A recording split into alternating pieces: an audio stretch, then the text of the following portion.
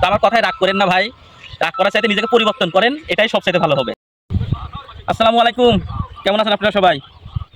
ফেসবুকে দেখি আসলে মিথ্যা কথার হার আসলে অনেক বাইরে গেছে।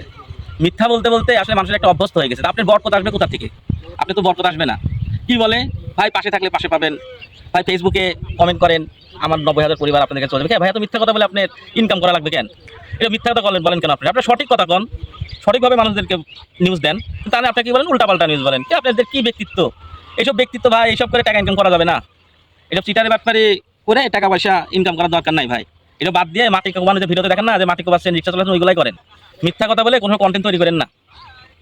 দেখেন না আমরা সৎ পথে ঘুরে বেড়াই, মহান আল্লাহ তাআলা দেখেন আমাদের কত ভালো রাখছে। আপনাদের জন্য ভাই আপনারা বলেন না যে হচ্ছে ভাই সারা দিন রাত পরিশ্রম করি, ভাই দিন রাত পরিশ্রম করি, আজকে এত কষ্ট করে আসছি। ভাই মহান আল্লাহ তাআলা যদি আপনি দেয় না, আপনি বাড়ির ঘরে শুয়ে থেকে আপনি ইনকাম করতে পারবেন। দেখেন না যে আমরা ঘুরে বেড়াচ্ছি, দেখেন বিন্দাস লাইফ ঘুরে বেড়াচ্ছি, কিন্তু কি আমরা বিশ্বাস করি মহান আল্লাহ তাআলার উপরে। যে সফলতা দেওয়ার মালিক একমাত্র মহান আল্লাহ তাআলা, সুখ শান্তি দেওয়ার মালিক একমাত্র মহান আল্লাহ তাআলা। সবাই ভালো থাকবেন। আসসালামু আলাইকুম।